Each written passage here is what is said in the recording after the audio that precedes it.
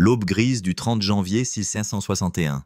La foule s'amasse silencieusement devant Tyburn, lieu d'exécution à Londres. Mais aujourd'hui, ce n'est pas un traître vivant qu'on va pendre, c'est un cadavre.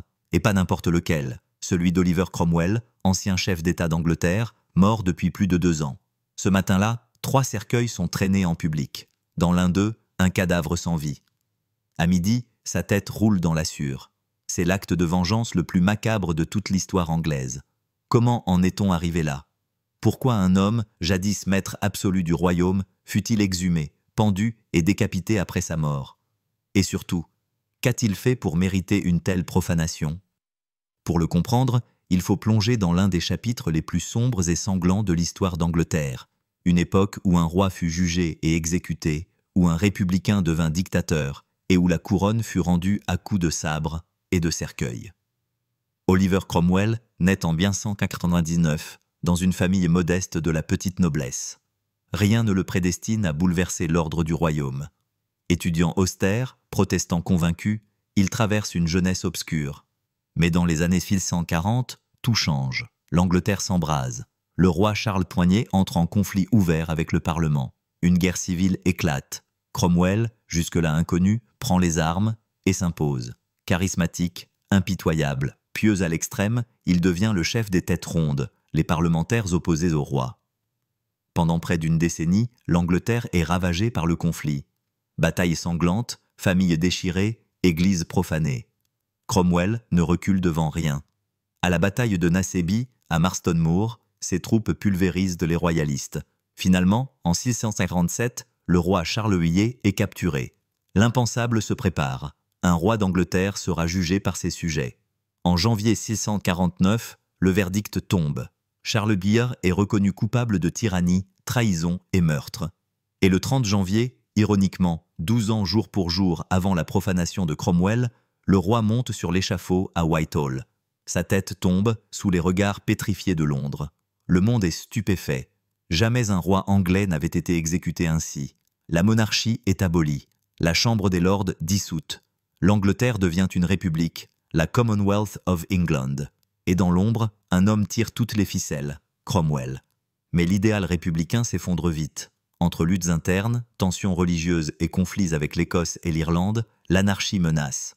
En 1653, le Parlement est dissous par la force. Cromwell s'autoproclame Lord Protecteur. Il n'est pas roi, mais il en a tous les pouvoirs. Il signe, gouverne, condamne, impose. Sous couvert de piété, il dirige d'une main de fer. Son régime devient une théocratie puritaine. Les théâtres ferment, les fêtes sont interdites, la censure règne. Et surtout, la terreur s'abat sur l'Irlande. En 649, Cromwell débarque à Drogheda et Wexford. Il ordonne le massacre de milliers de civils catholiques. Des prêtres sont pendus, des femmes violées, des églises incendiées. Jusqu'à aujourd'hui, le nom de Cromwell est maudit en Irlande. Mais en Angleterre, beaucoup le voient encore comme un sauveur. Il a restauré l'ordre, il a protégé la foi protestante, il a tenu tête à l'Europe catholique. Mais derrière cette façade de stabilité, la peur s'installe. Cromwell est vieillissant. Il a survécu à plusieurs tentatives d'assassinat. Son pouvoir repose uniquement sur son autorité. Et sans lui, personne ne sait. Il refuse la couronne qu'on lui propose en 657, non par humilité, mais parce qu'il sait qu'un roi sans sang royal ne survivrait pas longtemps. En 658, Oliver Cromwell meurt de la malaria. Il est enterré solennellement à Westminster, aux côtés des plus grands souverains. L'Angleterre tout entière semble retenir son souffle. Son fils Richard lui succède. Mais l'homme est faible, incompétent. En quelques mois, le régime s'effondre comme un château de cartes. Et dans l'exil, un prince observe. Charles II, fils du roi exécuté, prépare son retour. En 660, la monarchie est restaurée. Charles II rentre triomphalement à Londres, les cloches sonnent, les foules acclament, et très vite, le roi jure de venger son père. Mais que fait-on quand l'ennemi est déjà mort? On profane sa tombe, et ce qui va suivre dépasse l'entendement. Le soleil se lève sur un royaume restauré. Charles II, fils du roi décapité, entre dans Londres sous les acclamations. Il a grandi dans l'exil, dans l'amertume, dans l'humiliation d'un père mort sur l'échafaud. Et désormais, le trône lui appartient de nouveau. Mais le souvenir de la République rôde encore. Et avec lui, le nom qu'il déteste le plus, Cromwell. Le nouveau roi n'est pas seulement revenu pour régner, il est revenu pour venger. Il jure de punir tous ceux qui ont participé à l'exécution de son père. Commence alors une vaste traque des régicides, ceux qui ont signé l'arrêt de mort de Charles Quignet. Certains sont capturés, jugés, pendus, éviscérés vivants. D'autres fuient vers les Pays-Bas, les colonies d'Amérique, ou disparaissent dans l'ombre. Mais un problème se pose. Oliver Cromwell est déjà mort, enterré à Westminster parmi les rois, protégé par la pierre, le protocole et le silence. Pendant un temps, on hésite. Peut-on punir un cadavre? Peut-on exécuter un homme qui ne respire plus?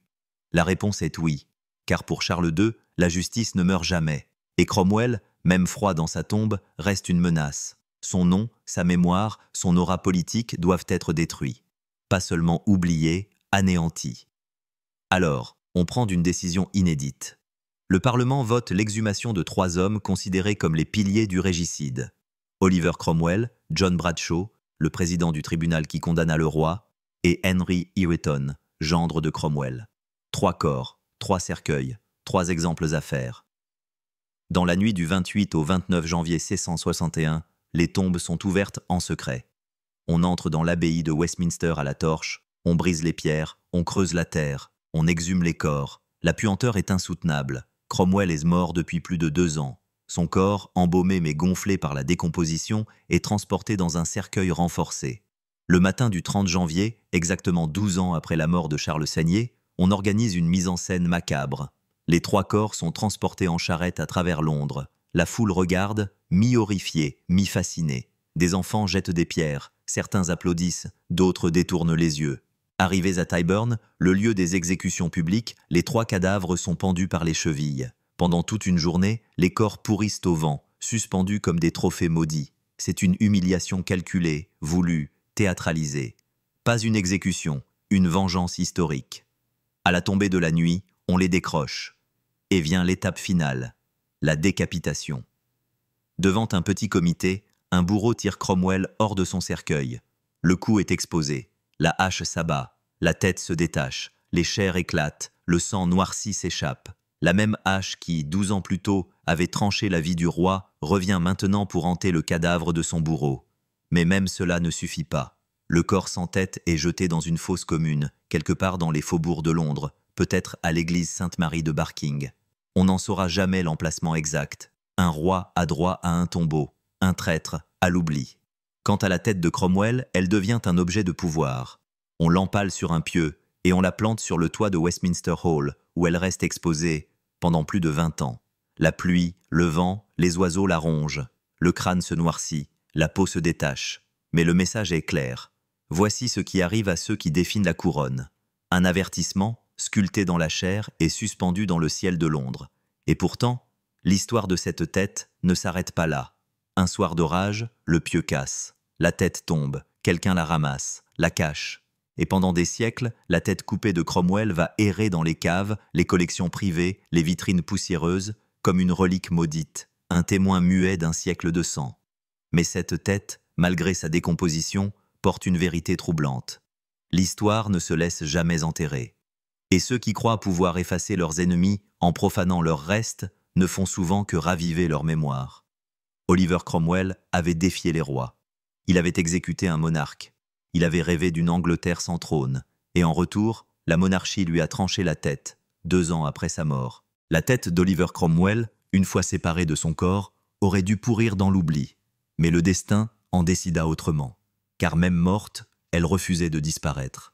Exposée pendant plus de 2 décennies sur le toit de Westminster Hall, elle affronta les intempéries, les corbeaux, le vent et le mépris silencieux des passants.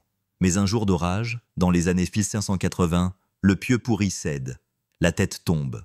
Dans l'ombre, un garde, ou peut-être un sympathisant puritain, s'empare du crâne. Il ne la remet pas aux autorités, il la cache. Commence alors une errance hallucinante. La tête de Cromwell va voyager à travers les siècles comme une relique maudite. De main en main, de cave en grenier, de foirées en vitrine. Elle devient un objet de fascination morbide, entre superstition, vengeance et marchandage. Le premier possesseur connu fut un comédien ambulant du XVIIIe siècle, tenu par la promesse d'une fortune rapide. Il l'exhibe dans les foires. « Voici la véritable tête de Cromwell », proclame-t-il, pour un sou l'entrée. Les foules viennent, rient, crient, crachent. Certains osent même toucher, par défi, ce vestige du régicide. Mais rapidement, une légende noire commence à entourer le crâne. Des gens disent qu'il porte malheur. Quiconque le possède perd argent, santé ou l'esprit. Le comédien meurt ruiné.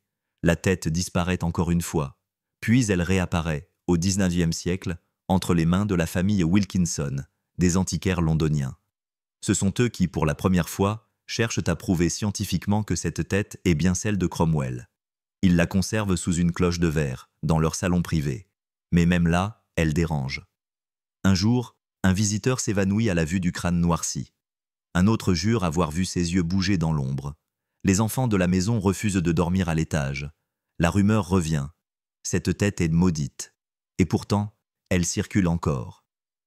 En 1815, un médecin tente de l'acheter pour études anatomiques. Refusé.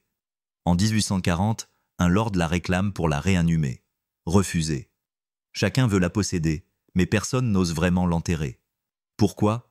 Parce que la tête de Cromwell est devenue plus qu'un reste humain. C'est un symbole, une question, un fantôme matériel de la guerre civile anglaise. La preuve tangible qu'un roi peut tomber, mais qu'un régicide peut tenter les siècles.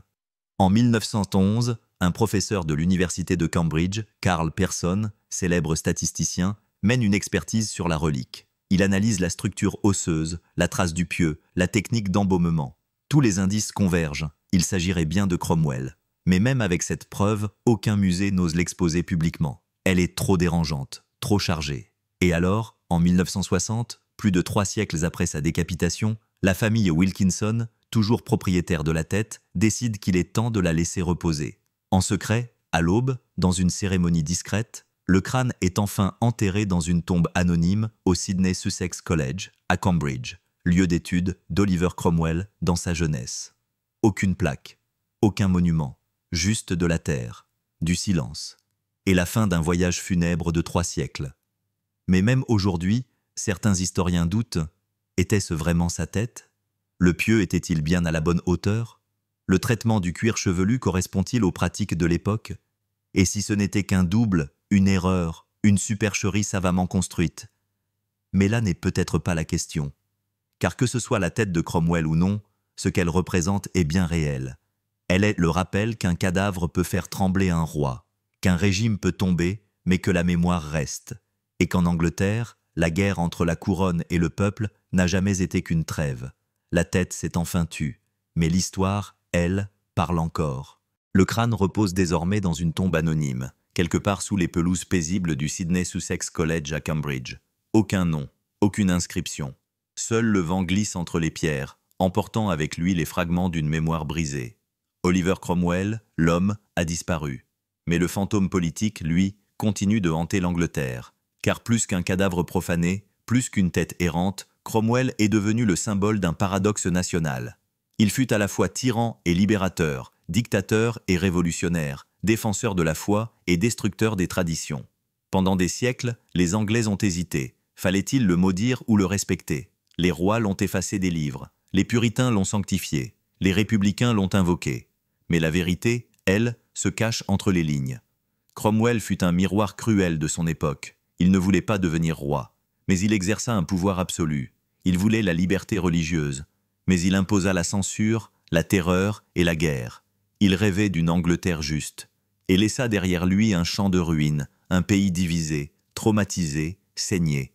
Sa mort ne mit pas fin au débat, elle ne fit que l'enflammer. Car ce que la monarchie voulut effacer en décapitant son cadavre fut gravé à jamais dans l'histoire. La tête sur le pieu n'effaça pas l'idée. Le bourreau ne tua pas la question. Et 3 siècles d'errance du crâne ne suffiront pas à étouffer ce que Cromwell incarnait. Que le trône n'est pas invincible. Que la légitimité ne descend pas du ciel, mais se conquiert dans le sang. Ce n'est pas un hasard si, au XXe siècle, alors que l'Europe s'embrase dans les totalitarismes, les historiens anglais redécouvrent Cromwell avec une fascination mêlée de malaise. Il n'est plus l'usurpateur, mais l'archétype du révolutionnaire devenu maître. Un homme qui voulait abattre la tyrannie et qui, ce faisant, en inventa une nouvelle. Et aujourd'hui, quelle leçon reste-t-il de cette histoire? Que toute révolution porte en elle son ombre, que même les rêves les plus sincères peuvent accoucher de cauchemars, et que la justice différée finit toujours par réclamer son dû, même si elle doit venir chercher le coupable dans sa tombe. Oliver Cromwell est mort, 2 fois. Mais la question qu'il posait continue. Qui gouverne au nom du peuple? Et jusqu'où peut-on aller au nom d'une cause juste? La démocratie britannique, si fière de sa stabilité, garde encore les cicatrices de cette époque. Les débats sur le pouvoir du Parlement, la place de la monarchie, les droits des sujets, tous trouvent leur écho dans l'ombre de Cromwell. Et peut-être est-ce pour cela que sa tête a tant dérangé. Elle ne regardait pas seulement l'histoire passée, elle nous regardait, nous. On a tranché sa tête pour le faire taire, mais parfois, ce sont les morts qui crient le plus fort.